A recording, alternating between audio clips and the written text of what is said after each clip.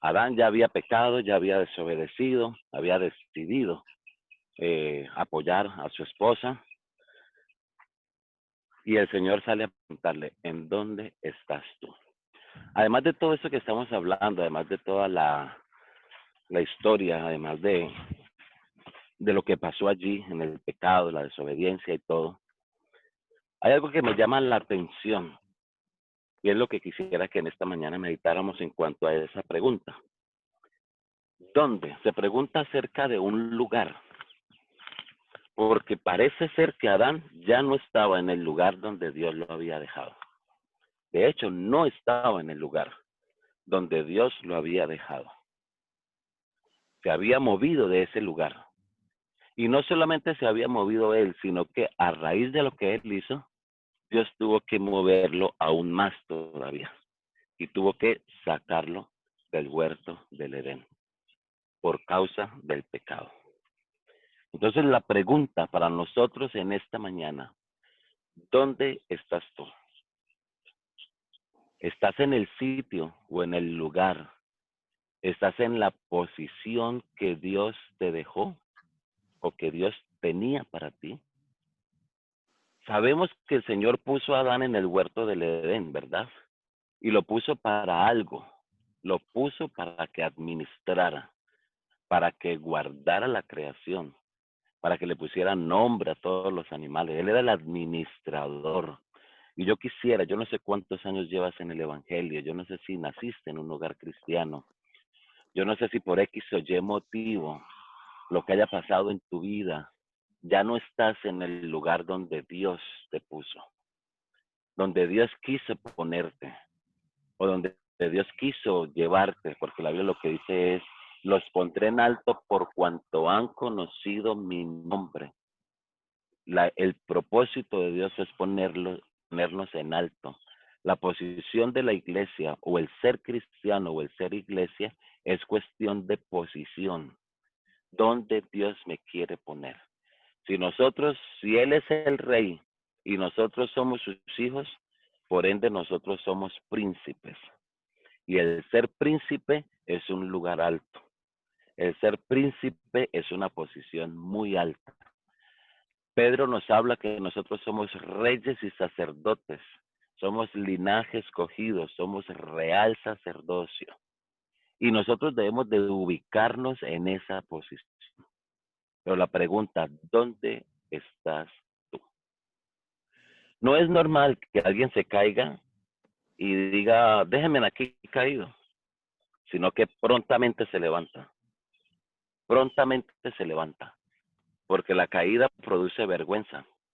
¿O cuántos se alegran porque se caen y no sienten nada? Cuando uno se cae le da vergüenza.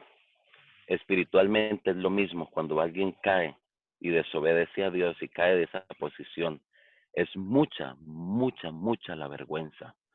Si ustedes miran el pasaje donde Samuel habla con Saúl, cuando Saúl desobedece la voz de Dios de ir a matar a todos los amalecitas, Samuel sale al encuentro y le da la palabra de Dios y le dice que es quitado del reino, que es quitado del reino. ¿Y sabe qué le ruega Saúl a Samuel? Le ruega, le dice, por favor, acompáñame delante de los ancianos. O sea, el estar Samuel allí significa la posición de Dios en el reinado y significa la presencia de Dios con Saúl.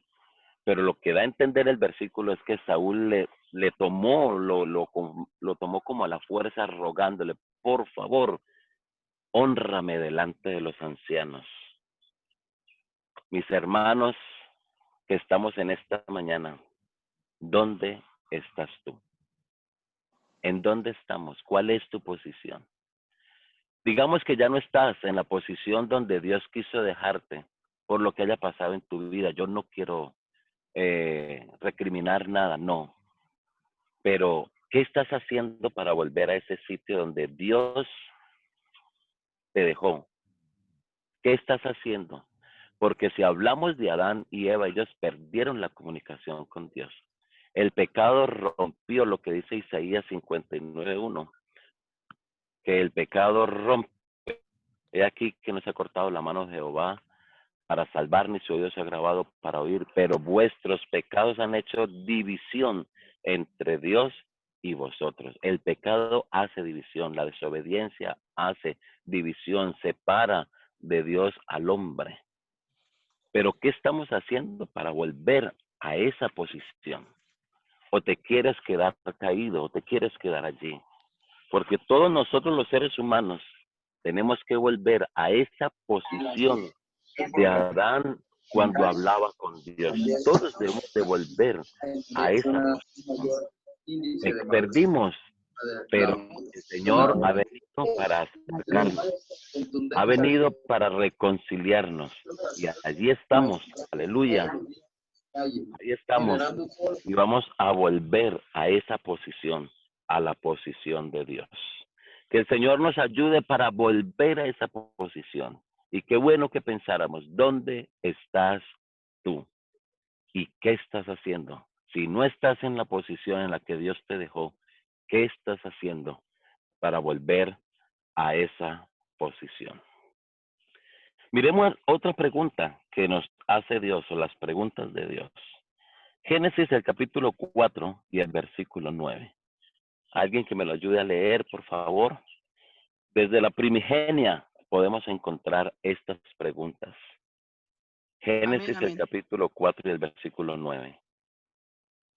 Amén.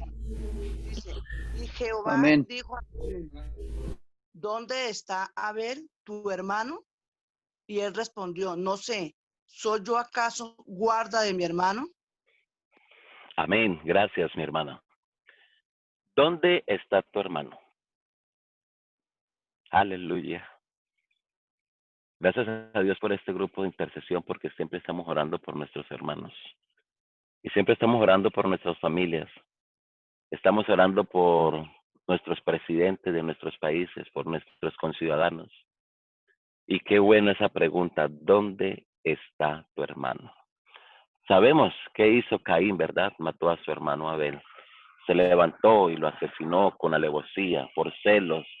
Su semblante se decayó al no recibir o no aceptar Dios la ofrenda. Y a veces encontramos hermanos en la iglesia así, que cuando Dios bendice a un hermano, ese otro hermano se siente mal y siente celos y empieza a hablar, a denigrar de ese hermano. Y no, que esto es rosca o que es esto, que es lo otro. Y si se da cuenta por allí, empieza a buscarle la caída.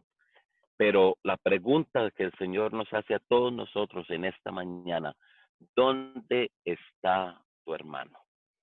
Y tu hermano no solamente puede ser tu hermano carnal, sino puede ser un hermano de la iglesia. Y no solamente puede ser un hermano de la iglesia, puede ser un conciudadano.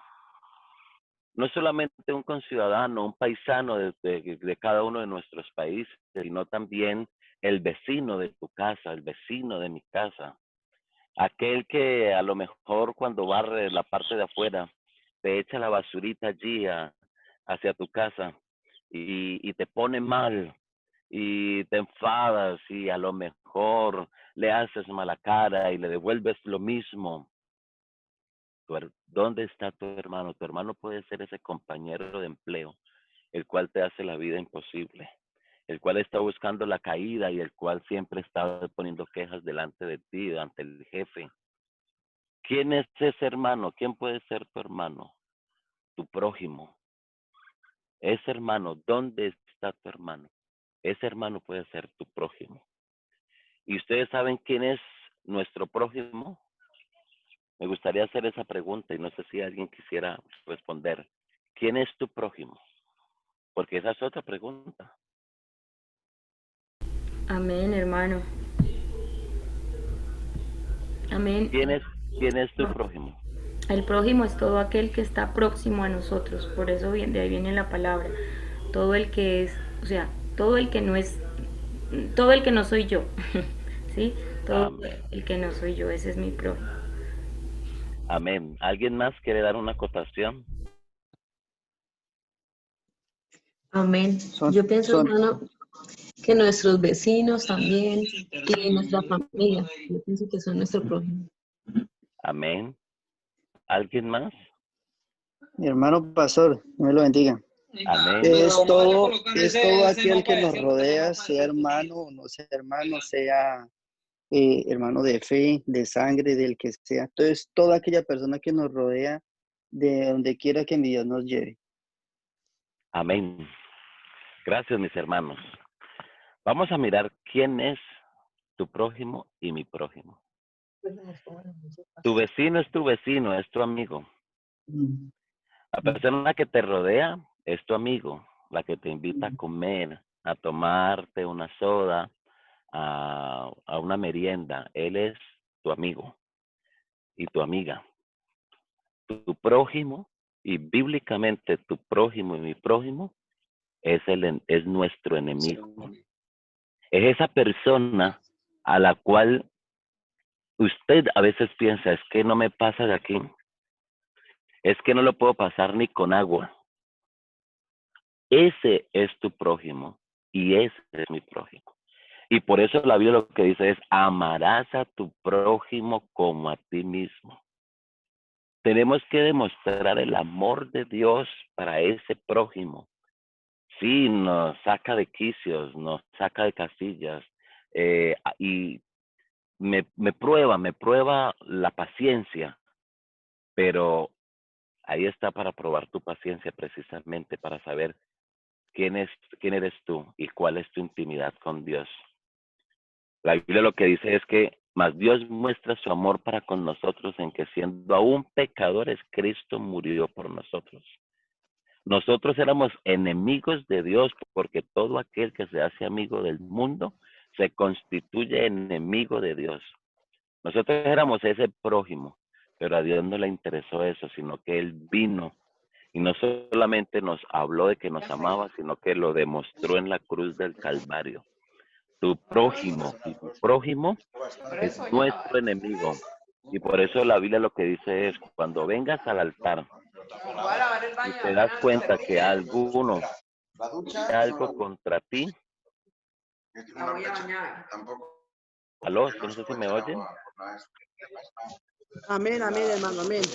Amén. Por favor, Por los eso la hermanos Biblia- que están como hospedador, qué pena, pastor, que por favor pongan en silencio toda la red porque se escuchan ahí. Amén. La Biblia lo que dice es, cuando vengas al altar y si te acuerdas que tu hermano tiene algo contra ti, deja allí tu ofrenda y ve y arréglate con tu hermano. Y ahora sí, ven y ofrece tu ofrenda. Tu prójimo, tu hermano, ¿dónde está tu hermano? A veces hacemos acepción de personas. A nuestros amigos, sí, lo invitamos a la iglesia, a nuestros compañeros, aquel que me lleva bien, el que me lleva en las buenas, que me invita a cenar, a comer. Ese sí merece ir a la iglesia. Pero tu enemigo, el que te hace la vida imposible, a ese no le hablo del Señor. Ese no merece. ¿Dónde está tu hermano? Qué bueno que nos preguntáramos en esta mañana eso. ¿Dónde está tu hermano? ¿Dónde está nuestro hermano? Porque el Señor quiere y nos pregunta. Estamos orando por las familias, ¿verdad? Estamos orando por las almas, estamos intercediendo, pero ¿dónde está tu hermano? Necesitamos ir. Y parece ser que lo que hacemos por allá al escondido, como que Dios no se da cuenta, porque eso es lo que pensó Caín. Aquí ya lo maté, ya lo enterré y no pasó nada. Pero el Señor, la Biblia dice que los ojos de Dios están mirando sobre todos los hombres, sobre los buenos y los malos, y está mirando todas las acciones. Y el Señor le dice a Caín, es que la sangre de tu hermano clama a mí desde la tierra. Esa persona, a lo mejor que aunque sea fuerte contigo, aunque se muestre duro contigo y conmigo, pero esa sangre, esa persona necesita del Señor Jesucristo. ¿En dónde está tu hermano? Aleluya. Y por último, miremos otra última pregunta. Si alguien me puede ayudar a leer Jeremías el capítulo 1 y el versículo 11.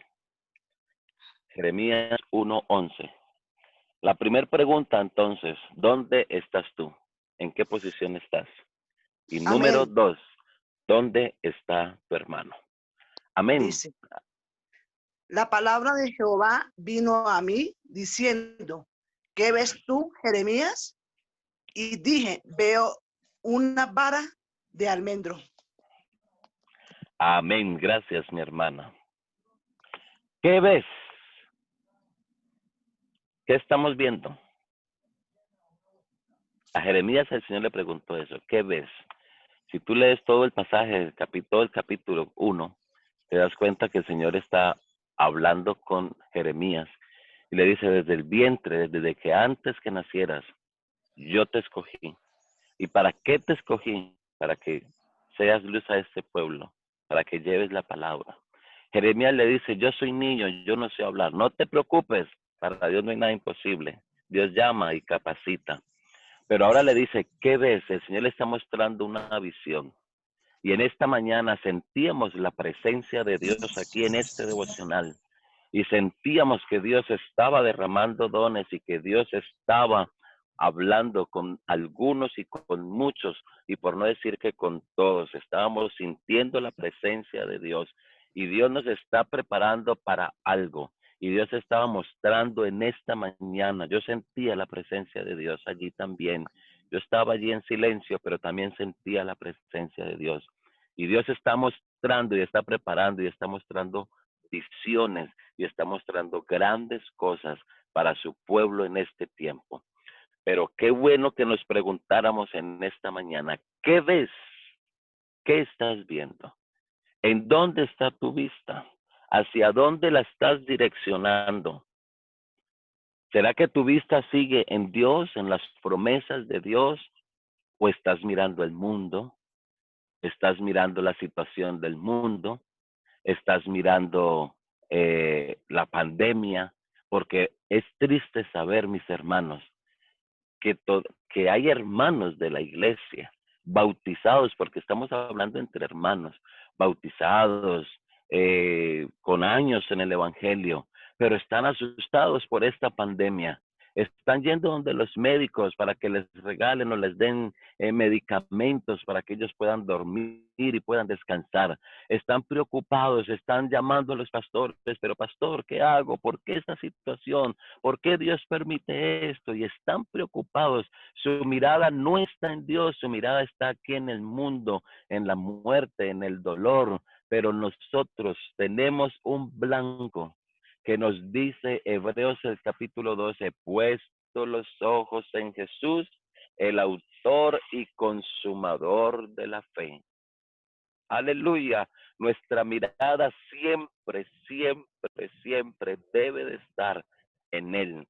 Él es el blanco. Mientras estemos mirándole a Él, mientras miremos sus promesas, mientras miremos su palabra, mientras miremos todo lo que Él tiene para nosotros, el mundo se podrá caer a pedacitos. La Biblia dice, caerán a tu lado 1000 y 10,000 a tu diestra, mas a ti no llegarán. Aleluya. Mientras estemos mirando a Él, créalo que este mundo sí nos dolemos por nuestros conciudadanos. Hay familiares nuestros que están enfermos.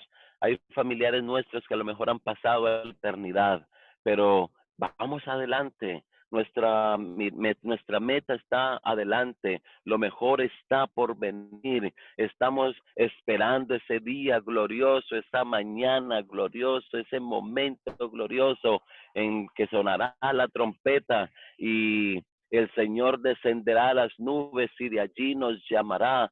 Nuestra mirada no debe de estar aquí en la tierra, nuestra mirada debe estar en el cielo. Esa visión que Dios le mostró a Jeremías es porque quería hacerle un llamamiento al pueblo. Léanlo, por favor, ahí en casa cuando puedan. Le hizo ver 2 visiones. Una, el almendro, y 2, una olla hirviendo. Cuando Dios habla una vez, hay que prestar atención. Pero cuando Dios habla 2 veces, hay que doblar esa atención, mis hermanos, porque el asunto es urgente. El asunto es serio y la venida del Señor es muy, muy seria y es urgente. Miren el pasaje de José cuando el Señor le muestra la visión o le muestra la respuesta de la visión del sueño que tuvo Faraón. Se lo mostró en 2 ocasiones, uno con las vacas flacas y gordas y otro con las espigas, ¿verdad? Y cuando el Señor le mostró la revelación, le iluminó a José, José le dijo a Faraón, el sueño son 2, pero es uno mismo. Y lo que quiere decir, se lo mostró 2 veces, es porque es urgente, es porque viene ya mismo, es porque es inminente. Hermanos, la venida del Señor Jesucristo es inminente. La venida de nuestro Señor Jesucristo es inminente. Y nosotros debemos de estar listos, debemos de estar preparados. El mundo está como está, el mundo se está cayendo a pedacitos, las familias se están desestructurando, la muerte ha tomado el control. El enemigo parece que ha venido con toda su artillería, y eso es lo que dice Apocalipsis 12:12, por lo cual alegrados cielos y los que moráis en ellos, ay de los moradores de la tierra y del mar, porque el enemigo ha descendido a vosotros con gran ira, sabiendo que tiene poco tiempo. Miremos el primer estado de la pandemia, pero ya ha vuelto el rebrote y en algunos países está rebrotando muy fuerte, como en España, por ejemplo. En otros países está en pleno auge esta segunda ola. Mis hermanos, el firmado de paz que trataron antier, creo que fue el miércoles o martes, aquí en los Estados Unidos, todo eso son campanadas de alerta. Pero tu mirada y mi mirada, ¿en dónde está? ¿Qué estás viendo? ¿Qué estamos viendo? ¿Qué ves, Jeremías? Y yo no sé si podemos cambiar ese nombre, Jeremías. Perdóneme, aquí veo a la hermana María. ¿Qué ves, María? ¿Qué ves, John? ¿Qué ves, Danilo? ¿Qué ves, Elson? ¿Qué ves, Virgilio? ¿Qué ves, Romelia? ¿Qué ves, Ángela? ¿Qué ves, Gloria? ¿Qué ves, Oscar? ¿Qué ves, Patricia? ¿Qué ves, Loli? ¿Qué ves, José? ¿Qué estás viendo, Joan? ¿Qué estás viendo, Nixa? ¿Qué estás viendo, Liliana? ¿Qué estás viendo, Edward? ¿En dónde está tu mirada, Loli, Uliser, Luz Suárez, familia Bladón Rivera? ¿Qué estás viendo, Xiomara? ¿En dónde está tu mirada, Flor Carmenza, Chirlis Ramírez? ¿Qué estás viendo? ¿Está tu mirada en Dios? ¿Está puesta al 100% en Dios? ¿O tienes un ojo en Dios y el otro en el mundo? Que el Señor Jesucristo nos ayude, pero estas preguntas el Señor nos ha regalado en esta mañana para que las meditemos. Hay muchas más preguntas, pero con estas que el Señor nos ayude. ¿Dónde estás tú? 2, ¿dónde está tu hermano? 3, ¿qué estás viendo? En este momento quiero orar por cada uno de ustedes, mis hermanos. Quiero orar por este grupo maravilloso, para que el Señor Jesucristo siga añadiendo a este grupo. Es hermoso, es un privilegio muy grande. Sigamos orando para que muchas personas lleguen a este grupo y se unan. Que el Señor unja nuestros ojos con colirio, como le dijo el mensaje a la iglesia de la Odisea. Unge con colirio tus ojos para que veas. Hay hermanos que han perdido la visión. Hay hermanos que están perdiendo la visión, pero que el Señor Jesucristo les ayude y que el Señor Jesucristo nos ayude. Oremos, soberano Jesús de Nazaret. Delante de tu presencia estamos en este momento, Señor. Te damos gracias, mi Cristo, te damos gracias por esta maravillosa oportunidad que nos has dado, por este grupo tan hermoso de intercesión. Oh, Señor, tu gracia, tu favor, tu presencia ha estado con nosotros, desde Japón hasta los Emiratos Árabes, desde Europa hasta Sudamérica y Norteamérica. Oh, gracias, Señor, gracias. Presento a cada uno de mis hermanos y hermanas que están aquí. Presento sus familias. Presento su vida espiritual, presento, Señor Jesucristo, sus necesidades. Oh, mi Dios, en esta mañana, que podamos ocupar la posición que tú nos has dado, que podamos ubicarnos, porque hay muchos hermanos desubicados que se han movido del sitio en el cual tú nos dejaste. Ayúdanos, Señor, a ocupar esa posición. Señor Jesucristo, a velar por nuestros hermanos, a hacer todo lo posible, todo lo que esté a nuestro alcance, para que ellos también tengan un encuentro personal contigo. Ayúdanos, Señor, con nuestro prójimo. Él también tiene un alma por qué darte cuenta a ti. Que podamos ser un canal de bendición para muchas personas, Señor. Ayúdanos a sostener nuestra mirada en ti. El enemigo ha levantado tendencias muy fuertes, con las cuales quiere desviar nuestra mirada, con las cuales quiere desvirtuar tu palabra.